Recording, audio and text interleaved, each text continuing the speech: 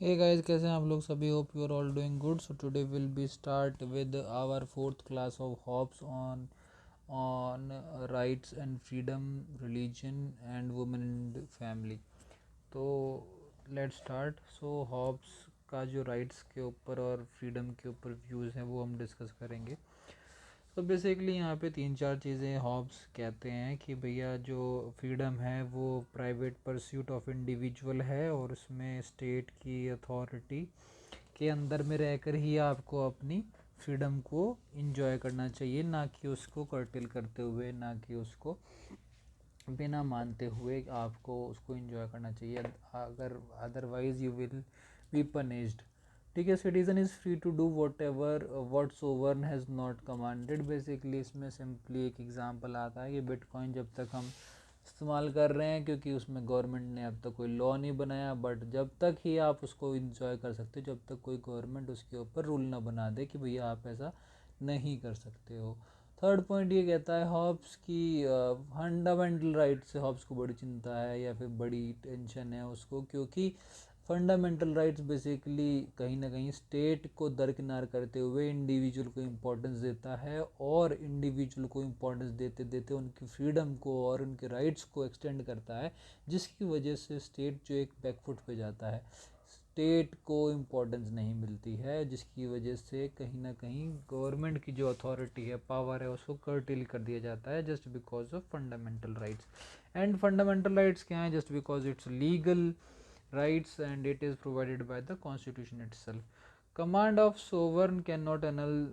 Just because वो कह रहे हैं कि जो सोवर्न है उनकी जो सब्जेक्ट्स हैं सेल्फ प्रिजर्वेशन, मतलब अगर आपने सेल्फ प्रिजर्वेशन नहीं इंश्योर किया है इंडिविजुअल्स का तो आपको कोई नहीं बचा सकता, तो आपको जाना ही पड़ेगा.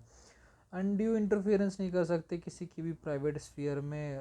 इंडिविजुअल के क्या कर रहा है, क्या डे टू डे एक्टिविटीज़ हैं, क्या डेवलपमेंट में वो एक्स्ट्रा एफर्ट कर रहा है, क्या बिजनेस कर रहा है, तो स्टेट को इससे कोई मतलब नहीं होना चाहिए. No general right to disobedience और रिबेलियन. आप नहीं कर सकते कि भैया एकमात्र कॉन्ट्रैक्ट है लोगों ने किया है कंसेंट देकर, बट अगर आप उसको ऐसे उखाड़ नहीं फेंक सकते, उसको आपको ओबे करना ही पड़ेगा. इसमें बेसिकली ये कहा गया है कि अगर सोवर्न को एक ही जिम्मेदारी दी गई है जस्ट बिकॉज कि उन्होंने कंसेंट किया है लोगों के साथ, and for the foremost thing कि state is not party to the contract. और अगर इसमें जो सोवर्न है जिसको हमने सारे राइट्स अपने सरेंडर कर दिए हैं, उसको क्या है कि उसको हमें प्रोटेक्ट करना है, उसकी जो हमारी जो लाइफ है उसको प्रोटेक्ट करना है, हमारी जो सिक्योरिटी है, हमारी जो सेफ्टी है उसको इंश्योर करना है सोवर्न को.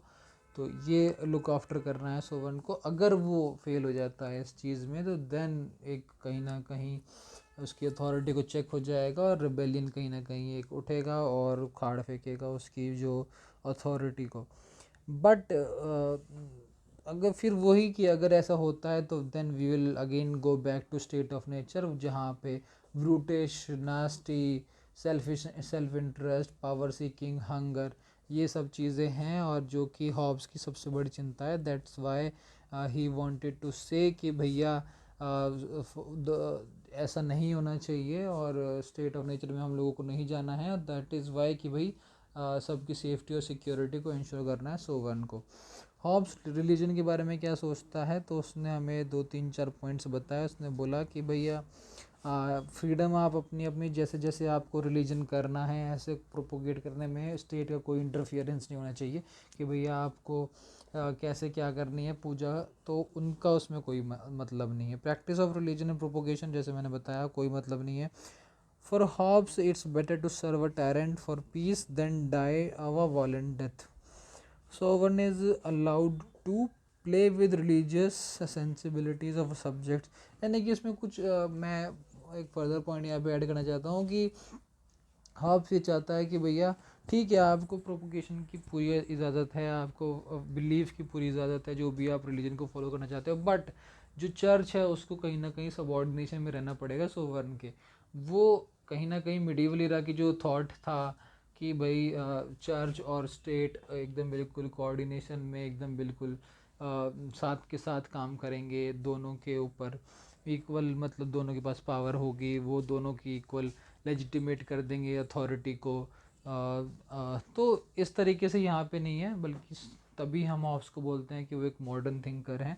वो चर्च की जो अथॉरिटी है उसको अंडरमाइन करते हुए सोवरन को ज़्यादा पावर देता है, और वो कहता है कि चर्च को सबॉर्डिनेट होना पड़ेगा यहाँ पे, और जो सोवरन होगा वही डिसाइड करेगा कि कितनी पावर होगी चर्च के पास, होगी कि भी नहीं होगी वो डिसाइड करेगा। तो यही चीज़ें हैं इसमें भी। हॉब्स हाईली क्रिटिकल टू पेपेसी, जैसे कि मैंने बताया कि वो पेपेसी को नहीं मानता, और जो कि हमने मैकियावेली में देखा था कि रियलिस्ट व्यू रखता है मैकियावेली भी, बिल्कुल same to same just like as Hobbes, की exercise control over the subjects. ठीक है, no profession of faith is lawful unless it is sanctioned by sovereign. जैसे कि मैंने आपको बताया कि फेथ का कोई भी प्रोफेशन है वो सोवर ही डिसाइड करेगा कि भैया कितना मानना है। जैसे कि फेथ मानने की अगर मैं इसका एग्जांपल दूँ यहाँ पे, तो बहुत बड़ा फेस्टिवल होता है, ठीक है, रिलीजियस बिलीव्स का, जैसे अब नवरोज़ फेस्टिवल हुआ, या फिर ईद का फेस्टिवल हुआ, या फिर नवरात्रे हुए, या फिर तो बड़ा फेस्टिवल स्टेट के पूछ के ऊपर सोवर्ण से पूछ के करना पड़ेगा। इट्स नॉट कि भैया आप अपना मना रहे हैं, इट्स नॉट लाइक दैट कि आपको पूरी फ्रीडम इतनी भी नहीं है कि भैया आप उसको अंडरमाइन कर दो स्टेट की अथॉरिटी को, सोवर्ण को। यहाँ पे सोवर्ण की चलेगी, जो कुछ चलेगी। Hobbes on women and family के बारे में क्या बोलता है कि हॉब्स मिडिवल इरा से पहला मॉडर्न थिंकर बोलते हैं हम इसको। क्यों? क्योंकि वो फॉरमोस्ट थिंग बोलते हैं कि यहाँ पे human equality is the basic thing, human equality is the most important thing, कि यहाँ पे वो वुमेन्स और मेन को इक्वल मानते हैं। Women were seen as capable of men, पहली बार ऐसा होता है कि भैया वो बिल्कुल जेंडर इक्वालिटी के ऊपर बोल रहे हैं। वुमेन कैन बी सोवरन, वो बिल्कुल इसको डिनाई नहीं करते हैं। कितने रैशनल थॉट्स हैं यहाँ पे हॉब्स के, तभी उनको मॉडर्न मैन भी बोला जाता है। और इतने रैशनल हैं कि वहाँ पे जो लोगों को पढ़ते हुए भी बहुत गुस्सा आ रहा है कि भाई इतने ज़्यादा रेडिकल थॉट्स क्यों हैं हॉब्स के, बट कहीं ना कहीं वो बैकफुट पे भी जाते हैं। बैकफुट पे कैसे जाते हैं वो मैं आपको बताऊंगा इसमें।